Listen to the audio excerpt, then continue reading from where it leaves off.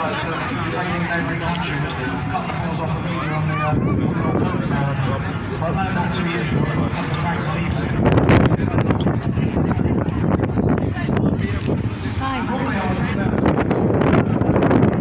You wanna come? I haven't done that today for 2 reasons. One, I've got a 6-month-old that keeps me awake all night, so I'm getting lazy.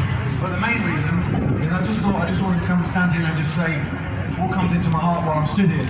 And I can think of two things. One is that this isn't over. You obviously know that, that's why you're here. Unfortunately, there's a lot of people that do believe it's over. Now, Russia is a distraction for sure. They were never going to report the Pfizer drop in the mainstream media, and they certainly ain't going to report it when they've got a war to focus on. So that's part of it. But also what comes out of Russia-Ukraine is exactly the same as what came out of COVID. It destroys us, it destroys society. And they use it as an excuse to put prices up and all that kind of stuff, and then you're going to have your cyber pandemic. That will come next. I know it sounds depressing. I'm going to get to some happy stuff as well in a bit. But I think it's important that we realise that it's not over, which is why events like this are great, and we stay organised, and we keep our networks like our Stand in the Parks and stuff like that together. So that's great that you guys are doing that. It's amazing. The second thing, and more importantly, is I just want to say thank you.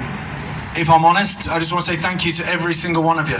And every single person at home as well. Every single person that stood up and fought tyranny. I really, really, I struggle to put it into words. March 2020 was a lonely time. Woo! But I want to say thank you from my heart and from my family to all of you, because it's not easy to stand up. You know, people lost their jobs. They faced this absolute psychological bombardment. They lost family members and friends as a result of the fact that they saw through this narrative. Now, with my surname, I'd lost all those people years ago, do you know what I mean? But I understand that it was really, really difficult for a lot of you, and yet you still stood firm, and that's incredible. So thank you so much.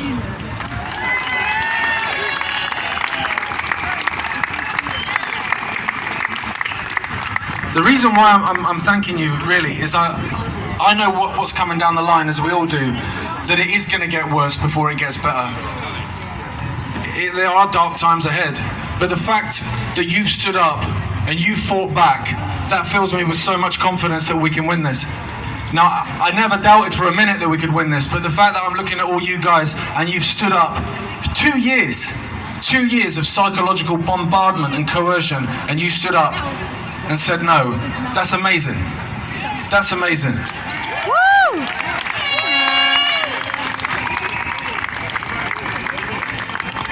We've built a brand new family now. Like, you're all my brothers and sisters. Woo! I honestly don't see what they can throw at us that we can't take now. I honestly can't. They are cowards.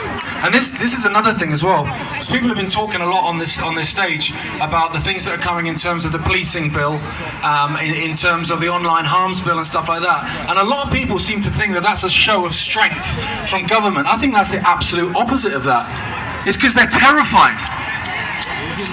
The online harms bill is nothing more than shutting down the alternative media and shutting down people exposing tyranny. And the policing bill is nothing more than shutting down us protesting tyranny.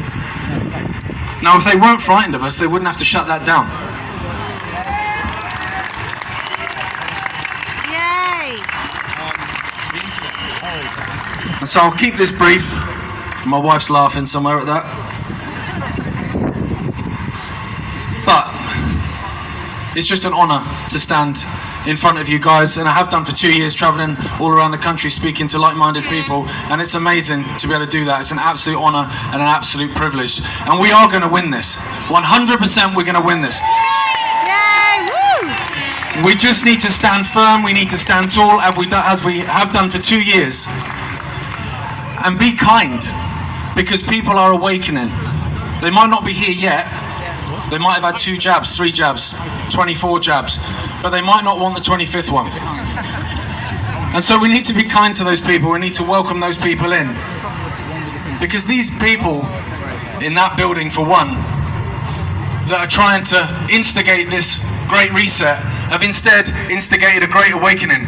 And it's an amazing time to be alive. As much as it doesn't feel like that at times, It's an amazing time to be alive. And we chose this as well. Don't forget that. We chose to be here at this time in history because we knew we could win this.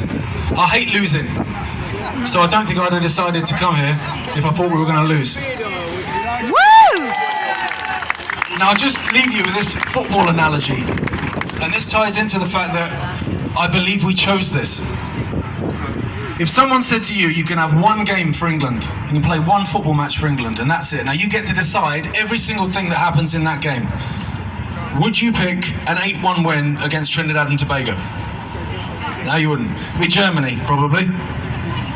2-0 down, you pull one back, they get another goal, you miss a penalty, get a player sent off, you manage to get it to extra time, then they score, then you equalise the last minute, it goes to penalties, and you think to yourself, just win 4-0, mate.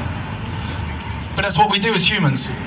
And I believe that's what we're doing now, and that's why we chose to come here to fight this tyranny. And it's hard, and it's difficult, and there's sometimes I wake up and I just think, you know what, I cannot be bloody arsed for this today. But we dust ourselves on, and we fight on. And thank you so much to everyone for doing that for 2 years. I love every single one of you. Really appreciate it, thank you. Well done to Gareth Icke. Give it up for Gareth! Give it up!